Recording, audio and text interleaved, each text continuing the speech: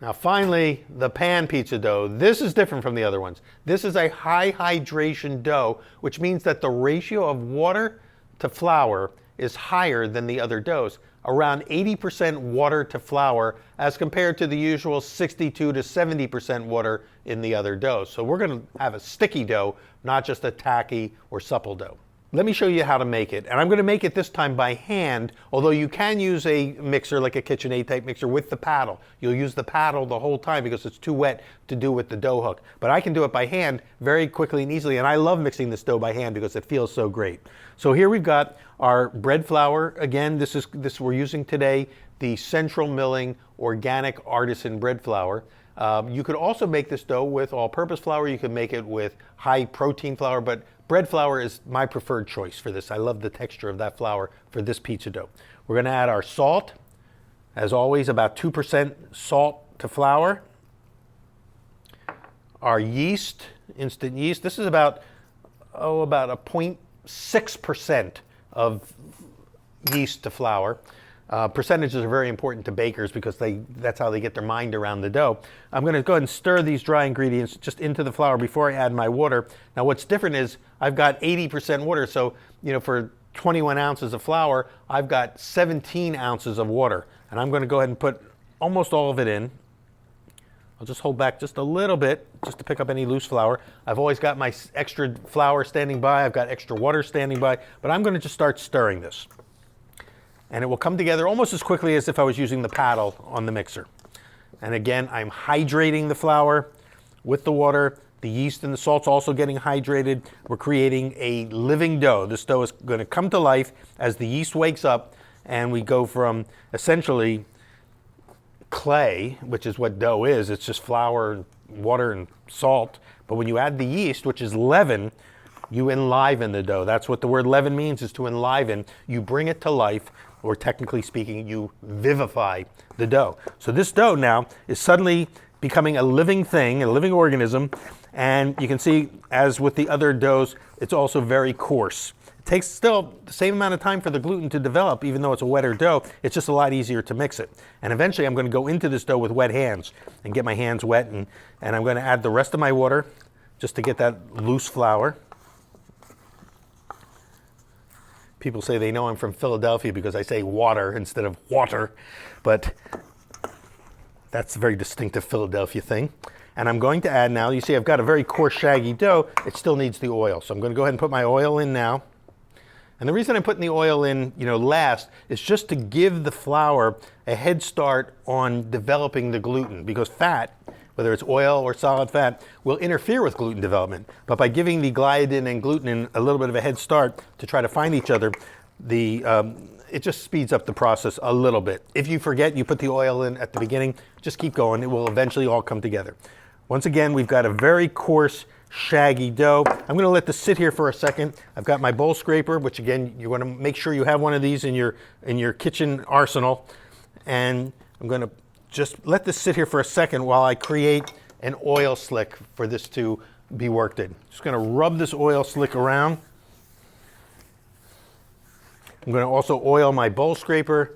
And before I take it to the bench, I'm going to just, with wet hands, I'm going to dip my hands in water, I'm going to go in the bowl, and I'm going to just finish it off. And you can see as I finish it off, it's already starting to get a little smoother, but it's still coarse. There's no gluten development to speak of. See, it's not holding together because it takes time. You just can't rush the process, even though we're going faster than you might think it normally would be. It still has to follow the course of the gluten development, which takes 5 to 7 minutes. But I've got now a dough here that's starting to develop gluten. It's already resisting. It's very wet and shaggy. I often will just compare this to ciabatta dough. If you've ever made ciabatta breads, that's what this dough is. In fact, this dough makes a great ciabatta bread. It also makes a great focaccia. I'm going to go ahead and transfer it to the bench. Very coarse, very shaggy. You're almost going to be tempted to want to add flour to it because you're going to think, oh my gosh, it's too wet. It could even be even a little bit wetter than this and it'll still work. But I think we've nailed it just where we wanted. It's just that it's very coarse right now. I'm going to go ahead and water my hands a little bit so it doesn't stick. I'm going to flatten it out a little bit.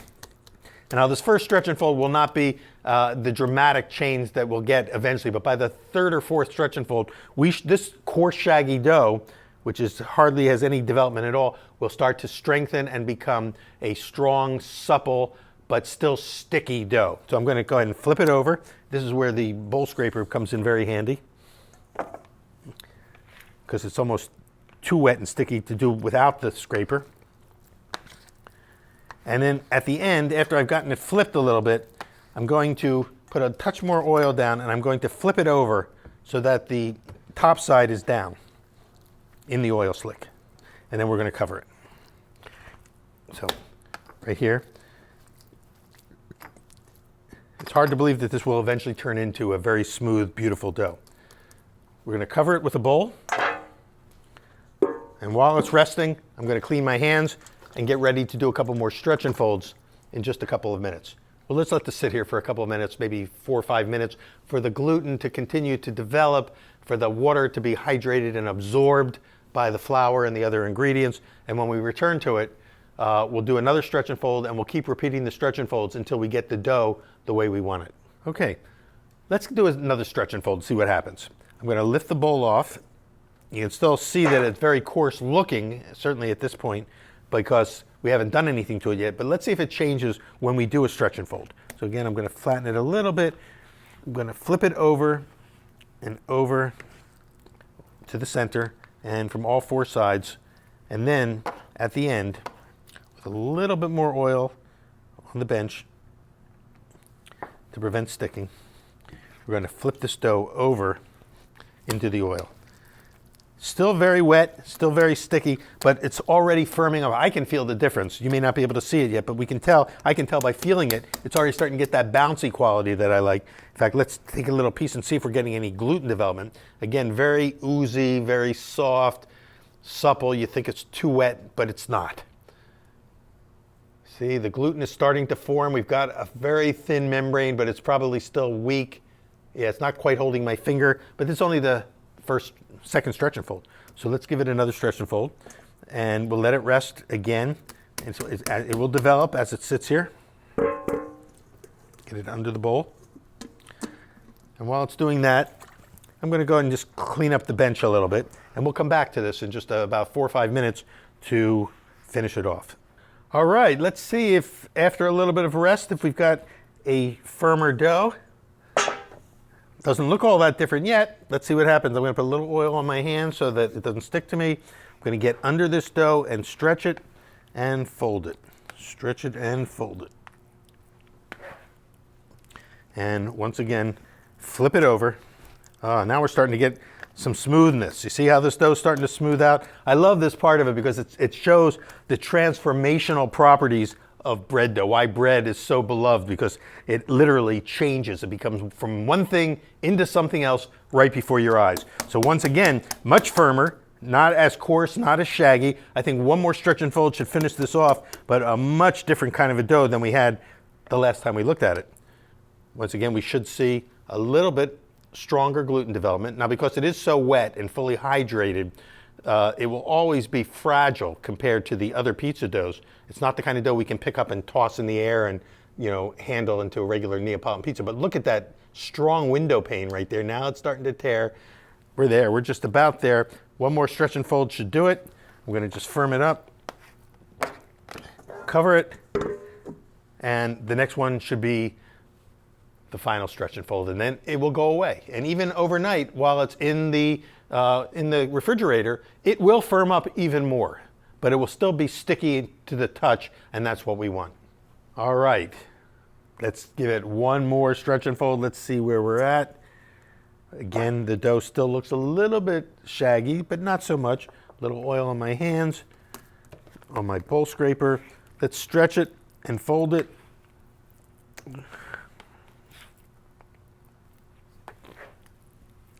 Get underneath it. You can see how oil becomes your friend in something like this. I'm going to make another little oil slick here, spread it out so I can flip it into that oil slick. And the reason I like to flip it is because you can see that other side, the smoother side. But see, it's still very sticky. But this is what it's going to look like. This is the dough. If you can bounce your hands on it like that, and you can hear that basketball sound, you got yourself a dough. And when we pull it and just give it a little window pane test, we've already shown that we have gluten. It's a little stronger than before, but not, there it is. There's our gluten. And now this, that still may to you go, wait, it's still a little bit, on the sticky side. That's okay, because when we put it in the fridge, it's going to firm up. So what I'm going to do is I'm going to put just a little bit of oil in a bowl here so that it'd be easy to get it out tomorrow, because it is sticky. We want it to come out in one big piece. So oil it, not swimming in oil, but generously. We're going to go ahead and lift it. And even as we lift it, it'll be almost like a stretch and fold. And we're going to just plop it right into the bowl like that. You can put a little bit of oil on top to keep it from sticking to any plastic. And this dough will go immediately into the refrigerator. And you'll cover it with plastic wrap so it doesn't dry out and get a skin, but it will go in the fridge, and when we come and get it the next day, it will be firm to the touch. And we can even start to pan it. Very often when I'm making pan pizzas with this dough, I'll even pan it on the same day and let it have its first rise overnight in the refrigerator, so that essentially we can save a little bit of time the next day when we're ready to make the pizzas. But this is a dough. So now I want to show you side by side. Let me get that other dough that we made earlier, the classic white, and show these two side by side so you can see the difference. Okay, so we have the two doughs, the classic white and the pan pizza dough. Essentially all the same ingredients. Main differences, more water in this one. You can see how this dough is supple and firm, but it's tacky.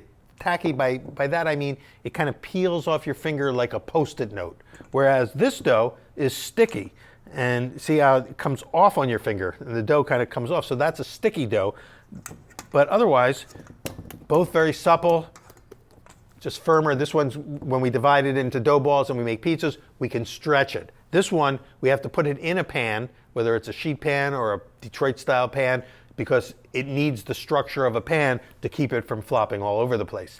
Two great doughs, different functions, different applications. Let's make pizzas from it.